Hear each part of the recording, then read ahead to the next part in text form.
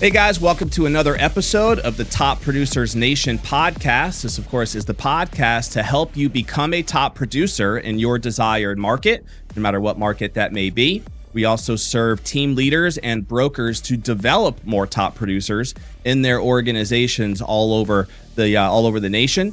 And we are powered here in our local studios here in Tampa Bay, Florida, by the Tampa Bay Real Producers franchise here in Tampa Bay, where we feature the top 500 producing agents in the Tampa Bay market.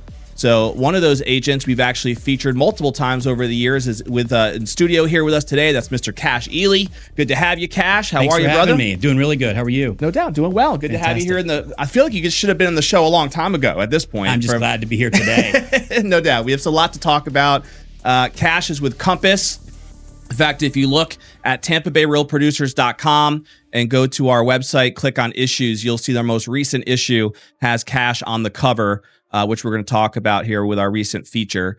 So I think we initially spotlighted you years ago, I want to say as like a rising star, if I remember correctly, in the market back when we initially hooked up.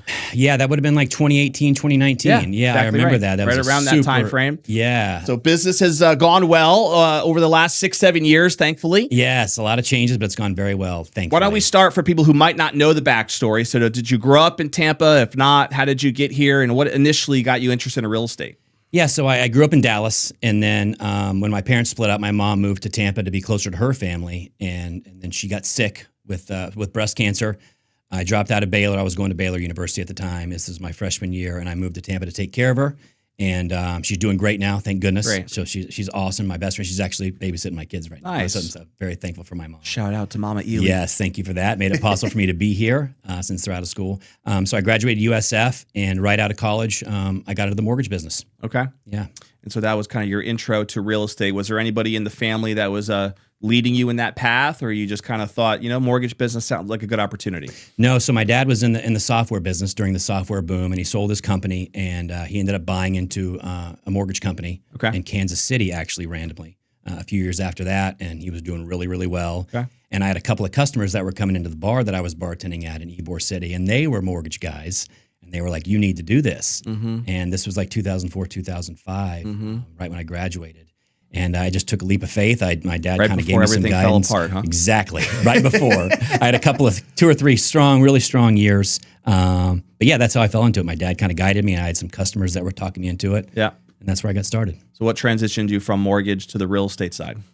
So I did that until 2010. I made it a couple of years after the crash, and it got really, really tough. And I was actually in Palm Beach doing mortgages over there. And I missed my family. Things were tough. And I'm like, you know what? I'm just going to move home. So I moved home, and I decided to get my master's degree. So I got my master's degree online, and I got a regular sales job in the meantime in Lakeland for a chemical company. So I did that for a couple of years. And I just said, you know what? I really miss real estate, and I really miss working for myself. Mm-hmm. So I decided to just take a leap of faith.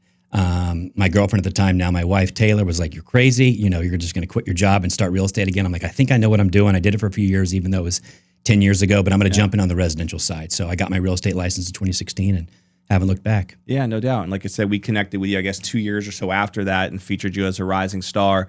Was it hard for you when you think about when you first made that transition back into real estate to get started in the beginning? Did you find some immediate success because of your connections through mortgage, or what was those first couple of years like? So the first year was great because I was Keller Williams Rookie of the Year. Mm-hmm. I did really, really well. Mm-hmm. I was shocked to get that award, but the reason I did it, when I was living in Palm Beach, there was this guy. His name was Anthony, and he had a website called Mr. Downtown West Palm Beach. Okay. And all he did was do apartment placing for tenants in the Palm Beach, West Palm Beach area. And I was a mortgage guy, and so we were best friends. And he told me everything that he did. And so when I came back, I said, I'm going to do that exact same thing. So I moved back to Tampa, got my real estate license, joined Keller Williams, and then just built Mr. Downtown Tampa from scratch. And that's what I did. I just started advertising apartment locating in downtown, West Shore, Ybor City. And then I eventually branched out to USF. I kind of grew it pretty big. I was going to go with Orlando. I bought Mr. Downtown Orlando. I bought Mr. Downtown Jacksonville. So that's how I got started. I was just doing apartment locating for people. Very cool. And I love the branding element of it. It was cool. I did a little character, a little cartoon character, and that's cool. That the apartments there were a lot building at the time, so they were paying huge commissions to to get tenants to come to their building. So Yeah. I did really, really. I think I did 67 locations my very first year, and cool. that got me Rookie of the Year. Yeah, one of the things that we talk about a lot in our Top Producers Nation community too online is the idea of identifying your unique selling proposition and really clarifying what it is that you want to be known for. What position and authority do you want to build from? Which is exactly what it sounds like you did there from the very beginning. And it was that messaging, that clarity that I think helps you gain traction, because people then can identify you with something, Right? rather than just it's just another agent, right? 'Cause Exactly. everybody feels like they have a license nowadays. So what makes you different? That's so true. And I love that you were able to get that right off the jump. So you went from there to a couple years later, you started building a team. Yes. Right? And was your intent to build a team from the beginning, or did that just happen because business just got too big and you felt like you needed more help? What was the genesis of that team building process for you? So originally I was just on my own, and the first and best decision I made was hiring an assistant, which is basically, it was a transaction coordinator at the time. And then I just got so it enabled me to really, get busy a lot faster. I was able to handle and service a lot more clients. And I just got to a point where I knew I wasn't servicing the clients the best that I could. And I had a cousin at the time that had just gotten his real estate license. I said, you know what? I'm going to show you how to do it. I brought him in, then I brought my brother-in-law in, and then it just grew from there. It really just, I didn't think I was as busy as I thought I was, but I wanted to make sure I gave that same level of support across the board. So Yeah. I just needed more help at the time. Yeah, and what's interesting about we're gonna transition here to some of your commercial focus here too, is that Cash has had experience with a lot of different elements of real estate now. Obviously starting with the mortgage side that you talked about, to the rental really business initially, through the apartment side, to building a team and a lot of. Were you ever out of production in that moment, or were you doing both production while also running a team? No, I never got out. I didn't think that was a good idea. I wanted to make sure, especially my core clients, that it like repeat customers or referrals. I always wanted to give everybody the same level of service, but I did get a lot of repeats, because when I started with the apartment locating, they would call me the next year, either to lease another apartment or to buy their first home. Sure. And that's really what transitioned me to the second year. In real estate, was just taking all those people that were in apartments and they got married or whatever the case, and they bought a home, and I helped them do that. Yeah, that for somebody who's new, especially, I think that's a great business model to try to replicate and think through, because you do have a nice little pipeline there of leads coming through. And if you build those relationships, and in some ways maybe even help some people with their credit or whatever, to be able to get them ready for that first home purchase, there's a nice bridge there. It really made it easy. Yeah, that you could fill the gap. But I know over the last couple of years, you've been shifting your focus to the commercial piece. And that really is what our article is about, that you have in Tampa Bay Real Producers today. And so I wanted to lean into that a little bit, because it's a different angle that I know you're excited about. So what drew you initially to try to pursue more of this commercial focus? And let's talk about what was that transition like, going from the team again to now running the commercial side? So as I got more experience into residential, my client base grew, and I ended up servicing a lot more high net worth clients. And a lot of those high net worth clients, they not only owned homes, but they also owned businesses. Yeah. And so they would often ask me, like, listen, I'm looking to open up a second spot, or I'm looking to start this other business. And I was kind of scrambling to find somebody to refer them to. I had some people over the years that I worked with, but I was just so fascinated by it, because as I was helping them buy or sell a home, I would ask them questions about, the commercial side. And I just love that whole, business building aspect, and the income you get from properties, and just the whole niche of it. And so it was more just coming from a fascination, and then realizing there wasn't anybody at the time that just stood out as that's the guy. That's who I need to call, for commercial help, because I wanted to stay in my lane. I knew residential, but I also wanted to make sure they were serviced properly, so it stayed in house, and the referral fee helped. Yeah, no, it makes a lot of sense. And you're right. I mean, we thankfully have had a couple different panels over the years with some commercial experts. I know you've met some of them. Yes. That we talked about a little bit before off camera. And even with our platform, though, we really haven't heavily leaned into that commercial side. And I don't think there is as many brands necessarily on the commercial side that you see with the residential side. Why that is, who knows? But I think there's different reasons behind it. But talk a little bit about the types of clients that you find yourself working with now on the commercial side. Whether it's still people that are involved with both residential, commercial, or is there a specific niche type of client that you find yourself serving more? So what I found is, typically it's either been residential clients of mine that are business owners, or residential agents at Compass or around Tampa that also have commercial needs. I've done a lot of medical office space. Medical is huge here in Tampa, as you know. It's constantly growing with Advent Health and all the other hospitals. So there's all kinds of niche doctors that need office space. So I've done a lot of that. Medical office has been fantastic. Small bay industrial is huge. People are coming here. They need warehouse space to either warehouse products or manufacture products and sell those things. And there's a few other niches that I've really worked on.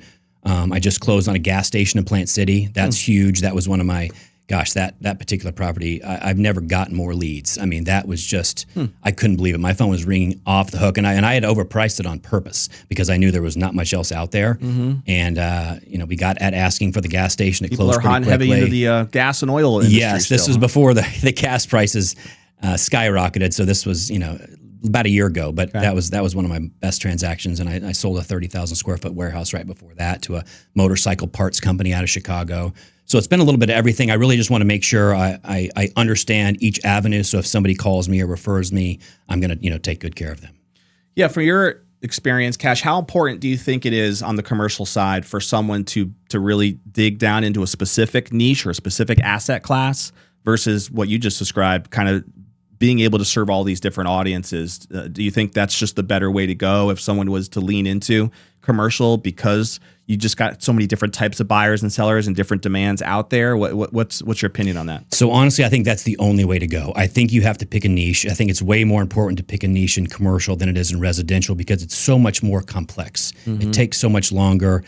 Each type of commercial, whether it's industrial or retail or office or multifamily, it's like 4 completely different businesses. Yeah. And it's really, really hard to not only be great at all of them, but understand the market, even the sub-market for each of those avenues. So that's why I've slowly started adding people to my team so that I can focus on my niche, which is going to be owner-user investment properties, small bay industrial, or industrial outdoor storage space. That's really kind of what I love, I'm passionate about, but I still get a lot of retail leads. I get a lot of office leads. I've got an office listing right now in Tampa Theater. So I've got a couple of people helping me that are going to focus on those other avenues.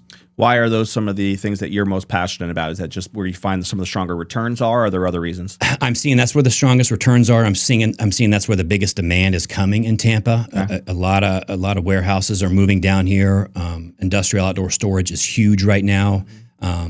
Whether that's boat storage, RV storage, putting self storage lots on there. I think that's the future. I really think that's going to be where the returns are and where the demand's going to be. Interesting.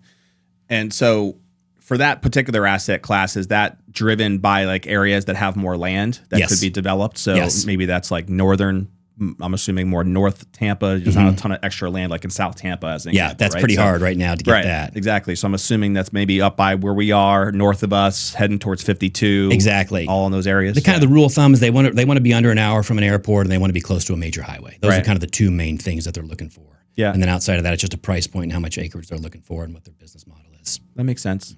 Are most of your clients Tampa Bay based, or do you find that they're from all over the place? So in commercial, it's really all over the place. I've got a customer right now. They're in California and they're relocating down here. So I've got one from California. I've done a lot from New York. A lot also local. A lot of doctors that are local. Retail seems to be local. Yeah. I'm representing a Russian nail salon, which my wife is obsessed with. They've got a location in Palm Harbor right now, and they want to move to South Tampa because they got so many clients in South Tampa. So it's a good mix. I do a lot of local, but I do a lot of out of state too. Northeast is huge. Yeah, I would imagine. Yep. And I'm assuming when you're the types of partners that you would need to have to effectively serve your client. So I'm assuming the key industries would be like great property management. Yes. I'm assuming is one of these partners that you really want to have a go-to source for, right? Yes. Obviously, there's money is always important. So you're good money people that are going to be able to serve the commercial client at a different level. Because once you get over 5 units, that is a very different financial deal too, right? Absolutely, it's underwritten the banks consider it. They underwrite it differently, don't they? Exactly. Yes. Compared to a 4-unit or more building or less, that's really the break is that 5+, right? From what I understand. That's exactly right. And then when you're dealing with these other asset classes, there's different financial underwriting guidelines too in some of these other classes. Is that true as well? Yes, and so it's a lot more useful in commercial to have a variety of banks. I need a lot of money guys because everybody looks at a situation differently depending on whatever their budget is for the rest of the year, if it's an asset class that they focus on. So it's really, really important to have a bunch of different lenders to work with.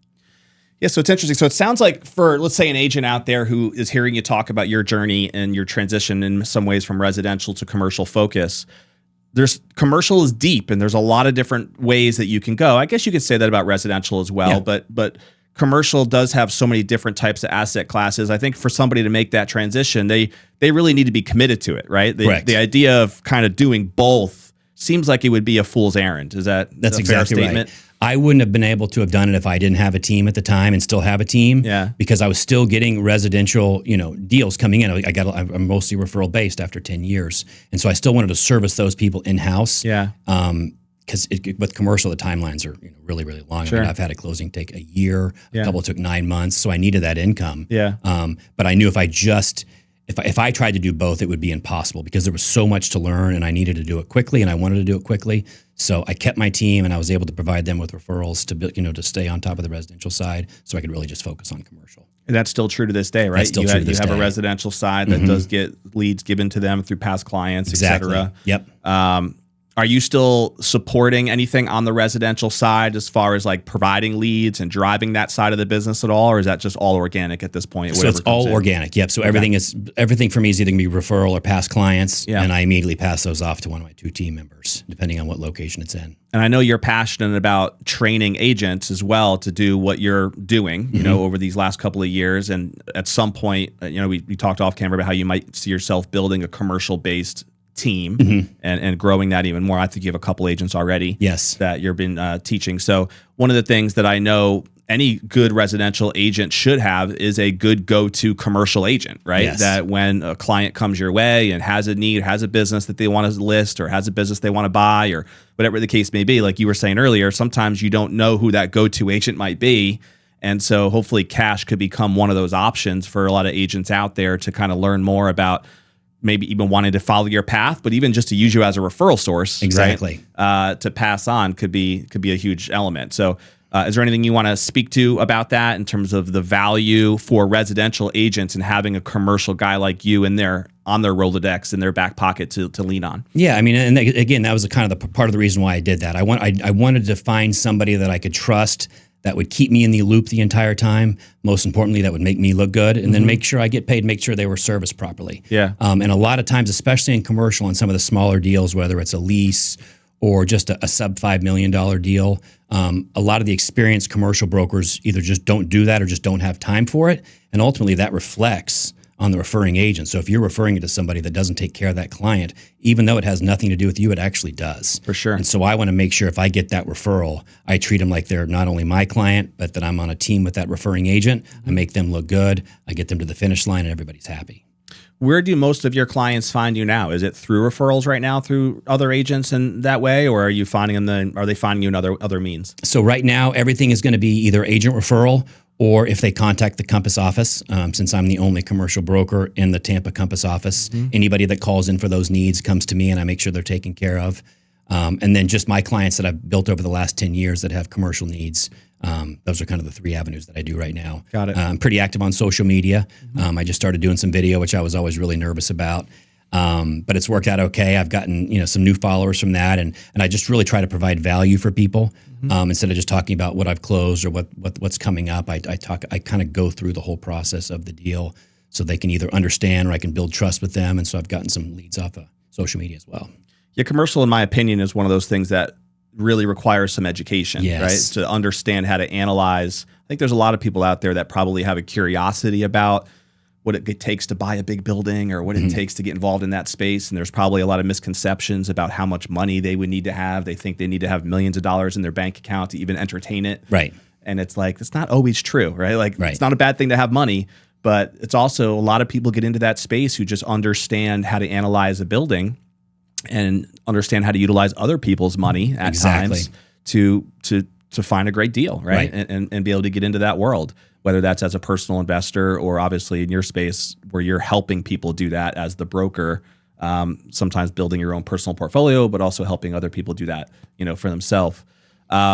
So for agents that maybe are interested in taking the path, right, that you've taken, we talked off camera about how the process would look like. They would still get licensed just like a residential agent, right? They need to pass that test first, get themselves licensed. But then if they want to focus on the commercial side, there's a specific designation that they should go down, costs around $8,000, I think you mentioned. Yes. Is there anything else to that we should mention there? So the CCIM designation is the most important. You know, the biggest thing with commercial and the switch is the amount of liability that's on you as an agent. You know, in commercial, it's mostly business focused, and so you're dealing with mostly business owners, and they're very, very serious about their money.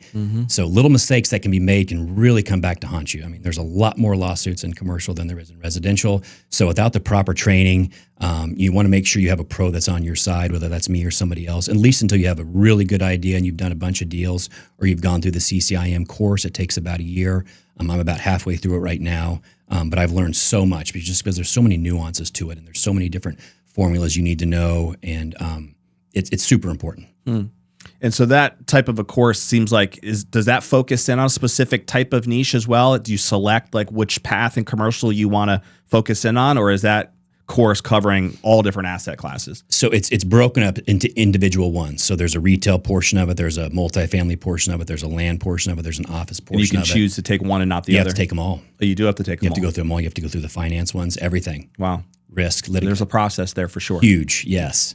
And you mentioned that the MLS for a commercial asset is called what again? The main one is called CoStar. Okay. Yes, so CoStar is the big one. That's where the majority of properties are going to be listed on. There's some newer ones now. Crexi is really blown up. It's just the price point to get in is a lot less. With I was going to ask you your opinion of like LoopNet, Crexi. Yeah. I know that there's a lot of mixed bags out there. Like I guess LoopNet is the equivalent of kind of Zillow, would you say? That's exactly right. So CoStar owns LoopNet. Okay. So CoStar is the back end for the professionals, and LoopNet is the front end. Okay. So you have to be a member of CoStar to post on LoopNet. Okay. But you don't have to, vice versa. But yeah, so everything that's on LoopNet is going to also be on CoStar. Oh, I didn't know that. Okay, cool. Same company. It's owned by Homes.com. Now, the investors that I was telling you about off camera that I've known over the years always kind of preach the mentality that your real deals are going to be found off market. Yes, for sure. That's what they're always preaching. Now, I think you can find deals, obviously, utilizing these sources, Crexi, LoopNet, et cetera. But what's your experience been on this off-market side of things? Is there any specific strategies that you've leaned into to help you get more of those potentially into your networks in any way? Yeah, the biggest thing is it's very important to have listings on the commercial side, just like it is in residential. But it's extremely important to also have a buyer list. Yeah, because on the commercial side, it's not so frowned upon to double in the deals. If you've got a listing or an off-market property and you've got a perfect buyer for it that is going to fund the deal, it's the perfect fit for them. Yeah. It's a win-win. You take care of both. You don't have to go on market. So a lot of stuff is done off market. Yeah. So as I'm calling for listings to see if somebody's looking to buy or looking to sell, I'm also building my buyer pool, and I'm learning what types of investments they're looking for, whether it's in a certain area or a certain niche in commercial, and I keep those people. And so as soon as I get something, that's the first thing I do is I blast it to them way before I put it on CoStar or Crexi. That's kind of the last thing I do. Yeah, no, that makes a lot of sense. And that's kind of what a lot of my professional investor friends would say is that the ones you finally see on Crexi are the ones that they couldn't get rid of the right way. The ones that they wanted to unload to the quote unquote pocket listings, right? Right. That's exactly right. So it is important to be on that type of a buyer's list if you want to be in that space as far as the investor piece of this, and building those relationships with somebody like you so that you can, get a look at the good deals, the Glenn Gary leads, right? Exactly. Before they pop on the other places. But to be fair on that, I do want to know. So like my Tampa theater listing right now, you know, he was very adamant about me putting it on LoopNet and CoStar from the beginning. Okay. So I'm not opposed to it. If that's something that they want, I will obviously do that. But as soon as I get that listing, I'm already pushing it to my buyer pool. Yeah. But I do still put them on, What's your biggest, now that you've been in commercial for a couple of years, what do you like the most about focusing on commercial as compared to the residential experience that you had? And is there anything that you don't like so far from that transition? I love putting deals together because there's very little emotion for the most part, unless it's an owner user buying a medical office to build their business. A lot of it is it's more hands off. It's more financial focused. Mm-hmm. So.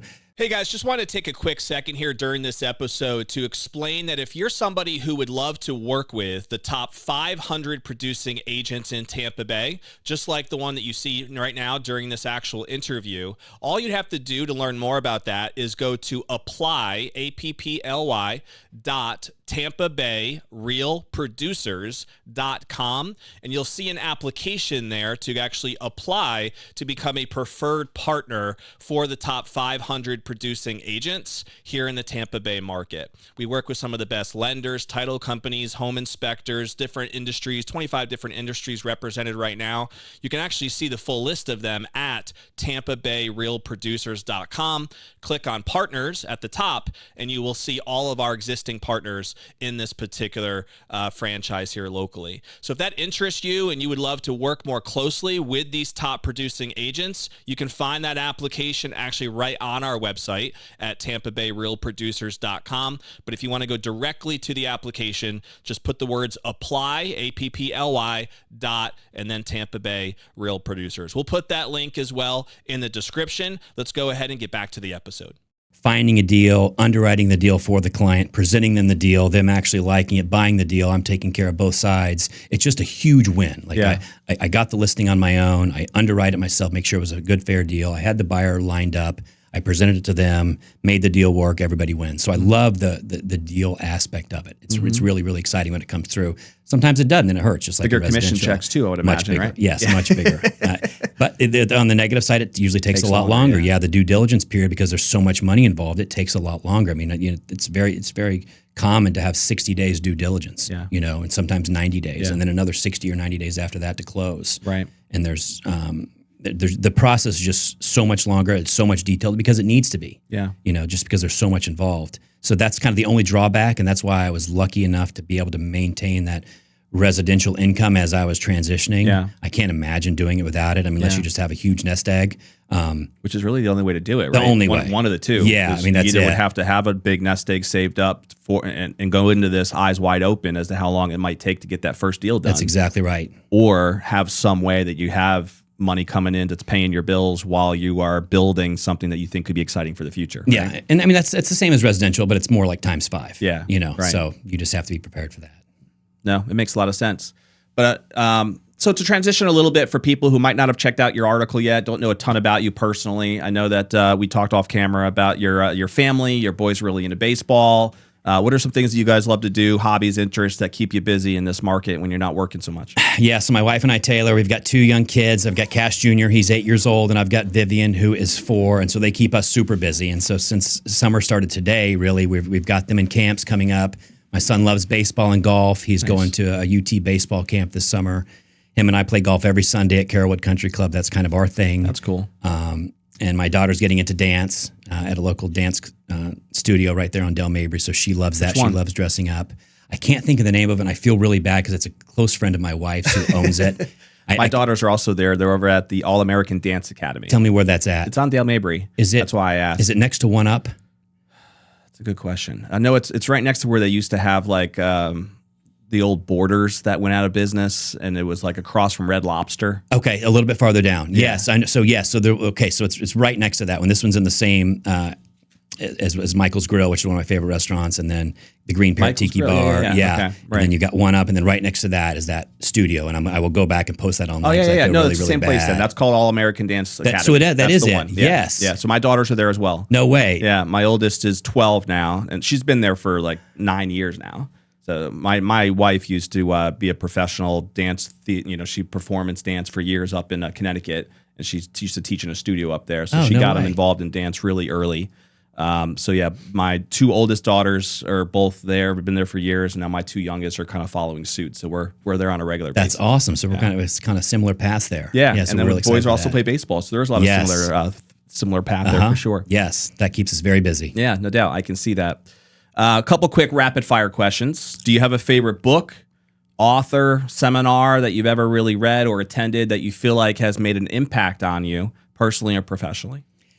Yeah. So, in the residential world where I started at Keller Williams, obviously, I've got to shout out to Millionaire Real Estate Agent. I followed that path to a T. That really, really does work. Even though it was written years ago, and I think they're coming out with the second version. If you're going to get into residential real estate, which I will always be adamant about, I loved it. I'm so glad I started there. Reading that book is huge. I think for negotiation and anything in life, no matter what kind of business that you're in, Never Split the Difference was a great book. I use that and those principles all the time. FBI hostage negotiator. Yes, he's so good. Chris Voss is his name. I try to be half that good when I'm negotiating, but I always want it to be a win-win. But learning those strategies is huge. And then, kind of a random one, which is just starting business from scratch that I was so impressed with is Shoe Dog. Oh yeah, Phil Knight's I haven't book. read the book, but I saw the movie, obviously about him. Yes. But I've heard good things about the book. I have to pick that up. Shoe Dog's a great book. Yeah, Those are my three. just his entrepreneurial journey, right? Yes. Okay. Yep. Cool. Yeah, no, he's got an interesting story to obviously all these successful entrepreneurs have overcome so much in the early days when you haven't heard anything about them. And then it looks like they become overnight successes, but it's the 25 years of challenge that you don't know about or see about before you finally see them break through. It's rarely overnight, that's for sure. Yeah, for sure. I remember a friend of mine also said that to me one time, that it took him 30 years to become an overnight success. I believe that. That sounds about right. So that's usually how it works. Do you have a favorite movie or TV show? God, movie, I gotta go back. Growing up, Back to the Future was my absolute favorite movie. I love that whole series. It's my wife's favorite series. No That's way. funny. I'm just obsessed with it. I don't know. I just kind of nostalgia from my childhood, that and Ghostbusters. I know they're old school, really, and a lot of people might not even know what those you two got an old movies soul are. there, Cash. Yeah, I definitely have an old soul. So when somebody asks me that, that's always my go-to. Yeah, well, you can't go wrong with Back to the Future series. I mean, there is great. something neat about the classics there for sure. Yep. So we'll end with this as we get you out of here on time. I call this our legacy question. And so when you think about hopefully many years from now and you're sitting on that rocking chair and thinking about what you'd want to be most remembered for and what would mean most to you, are there any thoughts that come to mind in terms of your legacy, and whether it's personal or professional, what do you think would mean most to you? So personally, I want my wife to know that she was loved and respected and that we had a great marriage through and through. For my kids, I want them to know that I was always present, that I was always showed up, that I loved them deeply, and that I wanted them to be good humans. That's kind of my legacy personally, just building a strong family. Business is really making an impact on both sides, whether it's helping customers achieve their dreams through commercial real estate or helping agents get into commercial real estate or taking care of their clients, leaving a positive impact where I helped somebody in that transaction, get into a better place is what I want to leave behind. Yeah, I think any successful, realtor that we've had the chance of interviewing has got to have that mindset of truly being a consultant first, right? Yes. And serving at that level, whether it's residential, obviously same thing in commercial. The deals might be bigger, the clients might be more sophisticated in certain ways, but ultimately you're still serving and consulting at the best way that you can. You got to lead with the heart many times to be able to do that effectively. Exactly, and trust is at the forefront no matter which way you're going. So without a doubt. It's huge. Cool. Well, I'm glad we were able to have you on the show. And Thanks for having me. Yeah, no doubt. This was fun. And I'm sure we'll have you back as you continue to grow that commercial brand. And hopefully when we connect next time, you'll have a slew of commercial agents that'll also be under the brand. So that would be neat. I hope so, I know too. you were talking, we didn't mention this, I don't think, that you're in the process of becoming or building the Compass commercial division for the state of Florida. Yes, so it started in New York, and it hasn't really taken off here in Florida yet. So I'm kind of the proponent of that in Tampa, St. Pete area. So I'm pushing hard to really build the Compass commercial brand. Obviously, Compass is huge, and it's residentially really known. Yeah. Not so much on the commercial side. So my passion right there is building that from scratch here. Very cool. Yeah, that seems like a great opportunity, no doubt. I'm excited. So if someone does want to reach out to you, Cash, and connect with you, whether that's potentially an investor or somebody who's an agent who might want to learn more about your path or consider even following you with the commercial side, what's the best way for someone to reach you? Yeah, so my website is cashealey.com. You can go on there, and all my contact information is on there. All the social media platforms, I'm really active on Instagram, YouTube, Facebook. I just started TikTok. Nice. So any of those avenues. Doing the TikTok dances now? Or not what? yet. Not yet. My daughter wants to in the video. Let, So I'll let them handle that. I'll add some personality to that eventually. But any of those ways, all my contact information is on there. I'm always willing to collaborate, help, even answer basic questions for somebody that doesn't know much about commercial real estate or has clients that have concerns. I'm an open book. That's cool. Very cool. Well, great to have you on the show. We always end with a call to action to anyone in the audience. So if you're watching live on Facebook or on YouTube, or you're listening in on your favorite podcast platform, whichever one that may be, if you don't already subscribe, by the way, to the channel, just click the little button below. That way you'll be notified every time we drop a new episode, which is weekly here. And if you want to take action, and one action step that you can consider taking here with our conversation with Cash is you want to think about one thing that can propel you forward personally or professionally from your listening to this episode. And so when you get into that habit of taking action on at least one thing, then the time you invested will be well worth it. Maybe it's just picking up one of the books that Cash threw out there as a reference. Maybe you actually have to facilitate a conversation with someone like Cash, who obviously has an expertise now, not only in residential, but in commercial side of the business. Maybe this whole commercial thing opened your eyes to possibilities that you weren't even thinking about, that you might want to pursue yourself or learn more about anyway. And so do a little education that you can start in this path of being able to serve commercial clients, whatever it might be. But think about something that you can lock in from our conversation that will propel that value, move you forward. And of course, we'll see you on our next episode of Top Producers Nation. You can follow us, by the way, at topproducersnation.com. And that's where you'll get invited to our online community with coaching and resources to help support you become a top producer in your desired market. We'll see you on the next episode. Later.